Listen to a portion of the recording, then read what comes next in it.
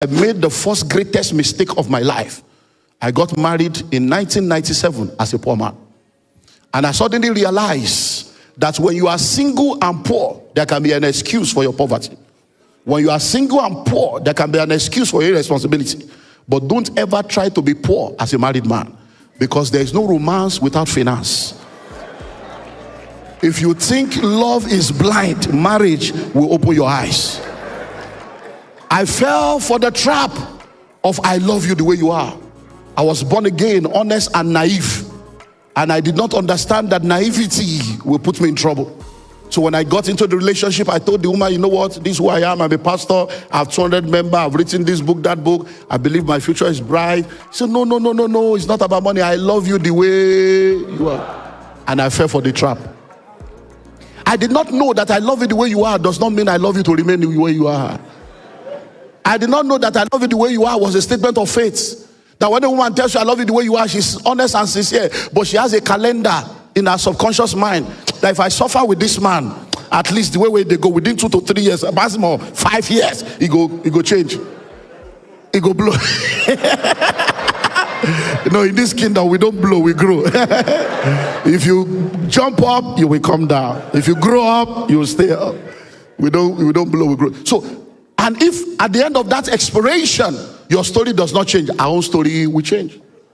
So even though I was honest and sincere, I suddenly realized that I was not a man. I thought I was a man until I started hearing, you are not a man. Are you a man? He that cannot take care of his house is worse than an infidel. I'm me, a pastor. Pastory people, cadre 30,000 people. I'm not a man. Wait, because I don't marry, I don't be mad again. Then I realized that this is terrible. Then I make the second greatest mistake of my life. I impregnated my wife as a poor man. As the pregnancy was growing, my confusion was growing. As the pregnancy was growing, my depression was growing. And sometimes we sit down and we ask, are you a man? When you are mentally abused, you know, today I say my mental health, we don't suffer mental health. We don't even know the definition of what we suffer. Then in my frustration, I cried out to God. I will never forget. I cried out, I said, God, I'm tired. All my life I've served you. My mates are doing all kinds of things I didn't do. I don't smoke, I don't drink, I don't womanize. I pay my tithe. You know, church, they say, if you bring your tithe, things will not be tight. If you are suffering, give your offering. All those cliches. When you enter trouble, you will reassess the revelation.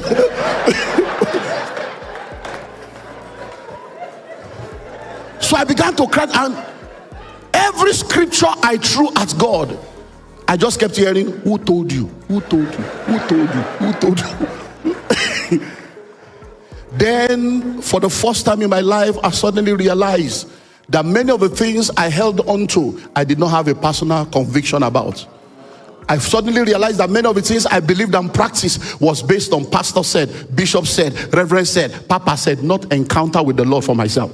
I suddenly realized that I was nothing but a religious person, not a Christian. Then I realized that Christianity is not a religion, but a relationship with your Creator. Christianity is not a religion. Religion is more dangerous than the devil. When you practice Christianity as a religion, you'll be a pawn in the hands of charlatan. You'll be a victim of the religious interpretation and the myopic interpretation of scriptures of the people you listen to. And for the first time, God told me, if you really want to be free, let me show you the way out. And it took me from Genesis to Revelation and began to show me from the word the way out of poverty. I was seeing scriptures that I never saw before. Scriptures that we have interpreted based on religion. I was reading from another translation, occupy till I come, that they used to tell us to be holy. I saw that it is do business till I return. He gave gifts unto men that we thought it was ability to sing, ability to dance. I saw that the gift was money. I said, hey, couldn't you have put my money in the bank so that at my coming, I will have it with interest? I suddenly realized that many of the scriptures we have put religion into has nothing to do with religion. And I said, wow, Lord, show me how. And in 8 months, I had an encounter with God, 1997 to 1998. For 8 full months, I was like a madman. And God gave me an assignment. Don't forget, there was no Google now. No Google. Google did not exist, nothing. And God told me, go and, he said, who is the richest man in Africa? Who is the richest man in North America? Who is the richest man in Asia? He began to ask me, who is the richest man in all the continents of the earth? None of them were born again. He said, so if all the rich people are not in church. Does that not tell you something, my son? Did they get the money from the devil? Did they get it from? He said, so I said, God, I don't understand. So he began to show me. And guess what?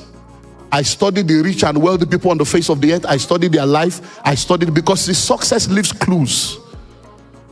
Hello? Life is lived forward but understood backwards. That's why you look and say, if I knew what I know now, it's because you are growing. And I began to study, and I saw that every rich man, every rich woman on the face of the earth, there were things that were common to every one of them. And I'm like, wow, where have I been? You know, it's amazing how you will come to church and they will tell you read Bible, and then when you want to read other book, they say that's secular book. And you went to school. Is it Bible you read to become a surgeon? Is it Bible you read to become a lawyer? So you go to school, academic book is okay, but to read other books that will help your mind to develop is not okay. Why? And then we're just reading how to cast out devils, 7 ways to heal the sick, instead of healing our ignorance. When I came out of that encounter, I knew exactly what to do to come out of poverty. I began to practice it, and in 2001, my story had changed. And I saw that, you mean in 3 years, somebody's life had just changed like this? I was still doing what I was doing, but now with a different mindset and with a different strategy. And I say, wow. He said, now that you know it, go teach your people. I began to teach my people. I saw results. He said, now go teach my people. I had to teach my people and then his people. Go teach my people how to create wealth. And that's how the mandate for this assignment came. So I want to share with you today what I've simply entitled the journey to wealth creation. The journey to wealth creation, or the journey to financial freedom. And like I said, it's a journey. Wherever we stop, we stop. You get the other things in the materials. The journey. Because what I want to deal with today is to deal with the software. Because once the software is settled, once the engine is settled, every other thing will take shape. Because when you want to study, there are different ways to learn. One of the ways to learn is emulation. You emulate what somebody else is doing. One of the ways to learn is observation. You observe what other people are doing. You know, when we start learning, when you go to school, when the children start in the elementary school, the first thing they do is to begin to scribble. They begin to scribble. They just scribble. Why? Because they are trying to connect their hands to their brain. There's a connection. It's like when you have a mouse and you want to make connection. So they begin to scribble. And the next thing they begin to do is to begin to give them numbers and figures. So they do 1, 2, 3, 4, 5, 6, 7, 8, 9, 10, or A, B, C, D, A for apple. Now, you find out that the 26 alphabets, A to Z, every word that have ever existed, every word that exists, and every word that will ever exist in the English language come from those words. So once you know A to Z, you have the engine. You have all the potential. What you now need is to know what BOY means or what BALL means. But all the things you need are there. Same thing, 0 to 9 is where all the numbers will come from. 0 to 9. Every other thing is a combination of that 0 to 9. So what I want to do today is to give you the A to Z and 0 to 9. Give you the engine. And once you have that engine, then you begin to, some of the engine you will get today, we just bring perspective to what you say, okay, no wonder. You just begin to click them together. Bones will begin to locate bones. And out of the valley of dry bones, an army shall rise. So let's start. When it comes to wealth creation, there are 5 people on the journey to financial freedom. So we need to begin with diagnosis. So if you get the books, the first thing in the book is what we call the financial intelligence test. Because without a proper diagnosis, there cannot be a proper prognosis. Many times we think that somebody is our mate. Nobody is your mate.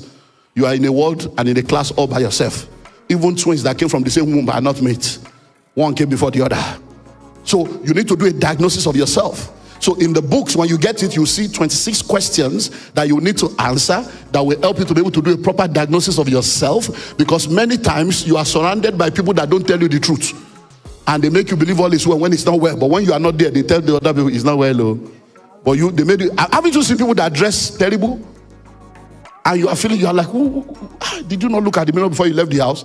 But when you see their friends, hey girlfriend.